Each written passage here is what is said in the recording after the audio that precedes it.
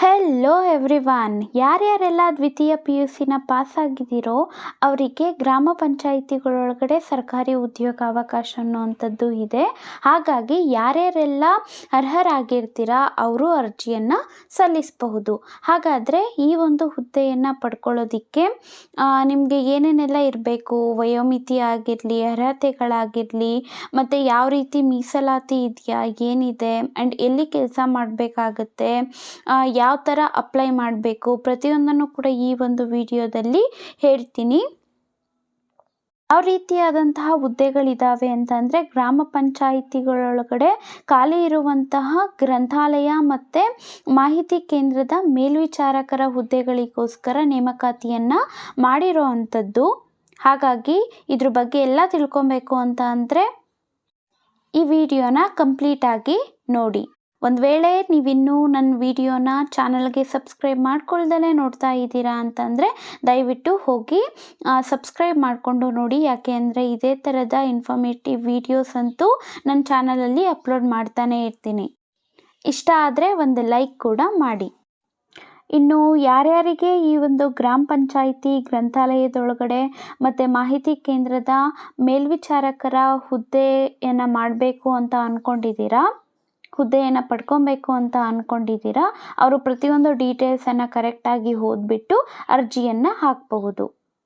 ಈಗಾಗಲೇ ನೋಟಿಫಿಕೇಷನನ್ನು ಬಿಟ್ಟಿದ್ದಾರೆ ಮತ್ತು ಅರ್ಹತೆಗಳು ಏನೇನು ಇರಬೇಕು ಅದೆಲ್ಲ ಕೂಡ ಇಟ್ಟಿದ್ದಾರೆ. ಮತ್ತು ಇದರಲ್ಲಿ ಮೀಸಲಾತಿ ಅನ್ನುವಂಥದ್ದು ಇದೆ. ಹಂಗೇ ಯಾವುದೇ ರೀತಿ ಎಕ್ಸಾಮ್ ಬರೆಯೋ ಅವಶ್ಯಕತೆ ಏನೂ ಇಲ್ಲ. ಇದರಲ್ಲಿ ಯಾರು ಆಯ್ಕೆ ಆಗ್ತಾರೆ ಅವ್ರಿಗೆ ಒಂದು ಸಂದರ್ಶನ ಅನ್ನುವಂಥದ್ದು ಇರುತ್ತೆ ಅಷ್ಟೇ. ಈ ಇಂಟರ್ವ್ಯೂ ಅನ್ನೋದು ಇರುತ್ತೆ. ಕರ್ನಾಟಕ ಗ್ರಾಮ ಸ್ವರಾಜ್ ಮತ್ತು ಪಂಚಾಯತ್ ರಾಜ್ ನಿಯಮಗಳೇನಿದ್ದಾವೆ ಅದರ ಅನ್ವಯದಲ್ಲಿ ಚಿಕ್ಕಬಳ್ಳಾಪುರ ಜಿಲ್ಲಾ ಪಂಚಾಯತ್ನ ಎಲ್ಲ ತಾಲೂಕ್ ಪಂಚಾಯಿತಿ ವ್ಯಾಪ್ತಿಗೆ ಸೇರಿರುವಂತಹ ಗ್ರಾಮ ಪಂಚಾಯಿತಿಗಳಲ್ಲಿ ಖಾಲಿ ಇರುವಂತಹ ಹುದ್ದೆಗಳನ್ನು ಭರ್ತಿ ಮಾಡೋದಕ್ಕೋಸ್ಕರ ಅರ್ಹ ಅಭ್ಯರ್ಥಿಗಳಿಂದ ಅರ್ಜಿ ಆಹ್ವಾನವನ್ನು ಮಾಡಲಾಗ್ತಾ ಇದೆ. ಇನ್ನು ಒಟ್ಟು ಎಷ್ಟು ಹುದ್ದೆಗಳಿದ್ದಾವೆ ಅಂದರೆ ಒಟ್ಟು ಟೋಟಲ್ ಆಗಿ 21 ಹುದ್ದೆಗಳು ಖಾಲಿ ಇದ್ದಾವೆ. ಈಗ 21 ಹುದ್ದೆಗಳಿಗಾಗಿಯೇ ಅರ್ಜಿಯನ್ನು ಸಲ್ಲಿಸಲಾಗಬೇಕಾಗಿದೆ. ಈ ಒಂದು 21 ಹುದ್ದೆಗಳೇನಿದ್ದಾವೆ ಅವುಗಳು ಕೂಡ ಮೀಸಲಾತಿಯ ಪ್ರಕಾರ ಹಂಚಿಕೆಯಾಗಿದ್ದಾವೆ. ಹಾಗಾಗಿದ್ದರೆ ಯಾವ ವರ್ಗಕ್ಕೆ ಎಷ್ಟೆಷ್ಟು ಹುದ್ದೆಗಳನ್ನ ನೀಡಿದ್ದಾರೆ, ಹಂಚಿಕೆ ಮಾಡಿದ್ದಾರೆ ಅನ್ನುವಂಥದ್ದನ್ನು ನೋಡಿದ್ದಾರೆ. ಒಟ್ಟು ಏನು 21 ಹುದ್ದೆಗಳಿದ್ದಾವೆ ಅವುಗಳ ಪೈಕಿ ಸಾಮಾನ್ಯ ಜನರಲ್ ಯಾರಿದ್ದಾರೆ ಅವರಿಗೆ 9 ಸೀಟ್ ಇದ್ದಾವೆ, 9 ಹುದ್ದೆಗಳಿದ್ದಾವೆ. ಇನ್ನು SC ಅವರಿಗೆ 3, ST ಅವರಿಗೆ 2, ಇನ್ನು ಪ್ರವರ್ಗ 3Bಗೆ 1, ಪ್ರವರ್ಗ 2A ಅವ್ರಿಗೆ ಕೂಡ 1 ಹುದ್ದೆ, ಪ್ರವರ್ಗ 2B ಅವ್ರಿಗೆ 1 ಆ್ಯಂಡ್ ಪ್ರವರ್ಗ 2A 1 ಹುದ್ದೆ. ಈ ರೀತಿಯಾಗಿ ಮೀಸಲಾತಿ ಪ್ರಕಾರ ಕೂಡ ಹಂಚಿಕೆಯಾಗಿದೆ. ಹಾಗಾದರೆ ಗ್ರಂಥಾಲಯ ಮತ್ತು ಮಾಹಿತಿ ಕೇಂದ್ರದ ಮೇಲ್ವಿಚಾರಕರ ಹುದ್ದೆಗೆ ವಿದ್ಯಾರ್ಹತೆ ಏನೇನಿರಬೇಕು, ಏನು ಓದಿರಬೇಕು ಅಂತಂದರೆ ಆಗ್ಲೇ ಹೇಳಿರೋ ರೀತಿಯಾಗಿ ದ್ವಿತೀಯ PUCನ ಪಾಸಾಗಿರಬೇಕು. ಮತ್ತು ಇನ್ನೂ ಎಲಿಜಿಬಿಲಿಟಿ ಕ್ರೈಟೀರಿಯಾ ಅನ್ನೋವಂಥದ್ದಿದೆ.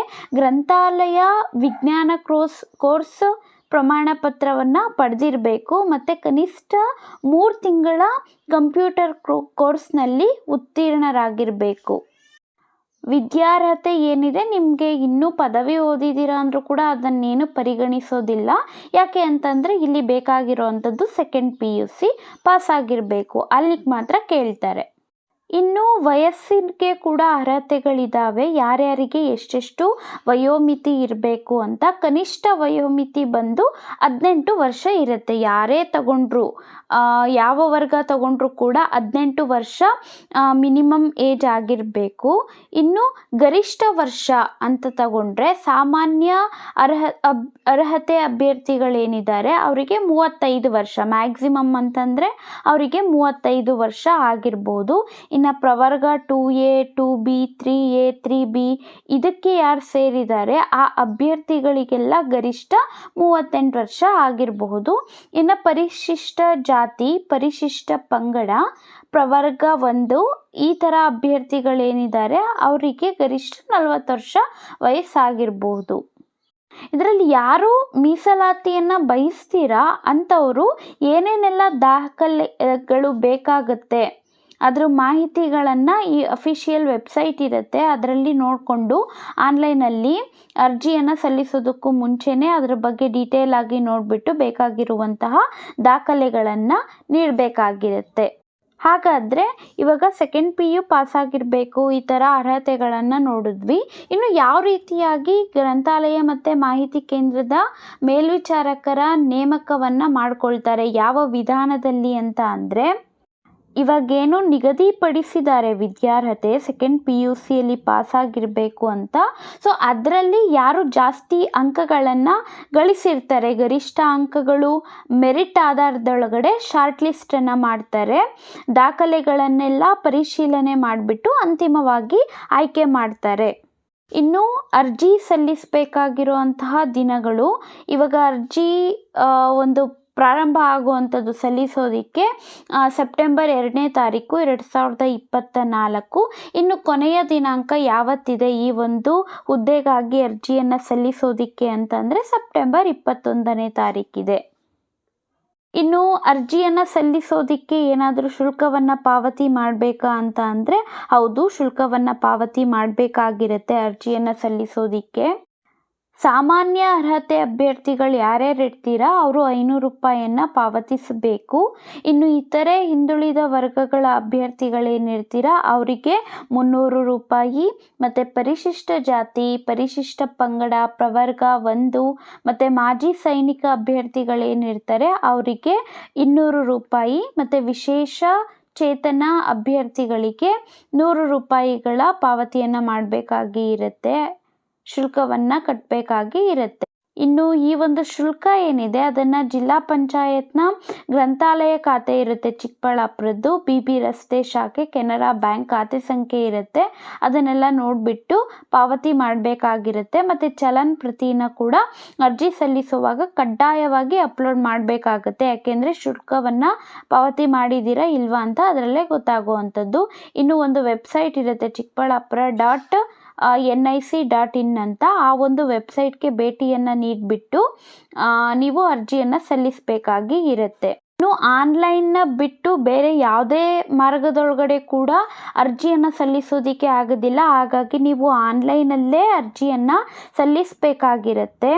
ಮತ್ತು ಯಾರು ಶಾರ್ಟ್ ಲಿಸ್ಟ್ ಆಗಿರ್ತಾರೆ ಮೆರಿಟ್ ಆಧಾರದೊಳಗಡೆ ಅವರನ್ನು ಸಂದರ್ಶನ ಮಾಡಿಬಿಟ್ಟು ಇಂಟರ್ವ್ಯೂ ಮಾಡಿಬಿಟ್ಟು ಅವರಿಗೆ ಸ್ಥಳವನ್ನು ನಿಯೋಜನೆ ಮಾಡಲಾಗುತ್ತೆ ಎಲ್ಲಿಗೆ ಹಾಕಬೇಕು ಅಂತ. ಮತ್ತು ಏನು ಅರ್ಜಿ ಸಲ್ಲಿಸ್ತೀರಾ ಆವಾಗ ನಿಮ್ಮ ಪ್ರತಿಯೊಂದು ಇನ್ಫಾರ್ಮೇಷನ್ನ ಕೂಡ ಕರೆಕ್ಟಾಗಿ ಕೊಡಬೇಕಾಗಿ ಇರುತ್ತೆ. ಒಂದು ಮೊಬೈಲ್ ನಂಬರ್ ಆಗಿರಲಿ, ಇಮೇಲ್ ವಿಳಾಸ, ಮತ್ತು ನಿಮ್ಮ ಅಡ್ರೆಸ್ ಆಗಿರಲಿ, ಪೂರ್ಣ ವಿಳಾಸ, ಪ್ರತಿಯೊಂದನ್ನು ಕೂಡ ಸರಿಯಾಗಿ ನೀಡಿರಬೇಕು. ಇಲ್ಲಿ ಮೀಸಲಾತಿ ನಿಯಮ ಕೂಡ ಅನ್ವಯ ಆಗುತ್ತೆ. ಹಾಗಾಗಿ ಬೇರೆ ಬೇರೆ ನಿಯಮಗಳೇನಿದ್ದಾವೆ ಅವುಗಳ ಅಡಿಯಲ್ಲಿ ಮೀಸಲಾತಿ ಯಾರು ಕೊಡ್ತೀರಾ ಅದಕ್ಕೆ ಬೇಕಾಗಿರುವಂತಹ ಸಂಬಂಧಪಟ್ಟಂತಹ ಪ್ರಮಾಣ ಪತ್ರವನ್ನು ನೀವೇನು ಮಾಡಬೇಕಾಗುತ್ತೆ ಅಂದರೆ ಸಲ್ಲಿಸಬೇಕಾಗತ್ತೆ. ಇದಿಷ್ಟು ಈ ಒಂದು ಹುದ್ದೆಯ ಡೀಟೇಲ್ಸ್ ಆಗಿತ್ತು. ಇನ್ನು ಬೇರೆ ಬೇರೆ ಹುದ್ದೆಗಳ ಕುರಿತಾಗಿ ನಿಮಗೆ ಇನ್ಫಾರ್ಮೇಷನ್ಸ್ ಬೇಕು ಅಂತ ಅಂದರೆ ನನ್ನ ಒಂದು ಚಾನಲಲ್ಲಿ ಪ್ಲೇಲಿಸ್ಟ್ ಇದೆ ಜಾಬ್ ನೋಟಿಫಿಕೇಷನ್ ಅಂತ, ಅದರಲ್ಲಿ ಹೋಗಿಬಿಟ್ಟು ಹುಡುಕಿದ್ರೆ ನಿಮಗೆ ಇನ್ನೂ ಬೇರೆ ಬೇರೆ ಮೆಟ್ರೋದಲ್ಲಾಗಿರ್ಬೋದು ಮತ್ತು ಬೇರೆ ಬೇರೆ ಎಲ್ಲ ಹುದ್ದೆಗಳ ಕುರಿತಾಗಿ ಕೂಡ ಸಿಗುತ್ತೆ. ಅದನ್ನು ನೋಡಿ ಇಷ್ಟ ಆಗಿದರೆ ಒಂದು ಲೈಕ್ ಮಾಡಿ, ಅದೇ ರೀತಿಯಾಗಿ ಸಬ್ಸ್ಕ್ರೈಬ್ ಮಾಡಿ. Thank you.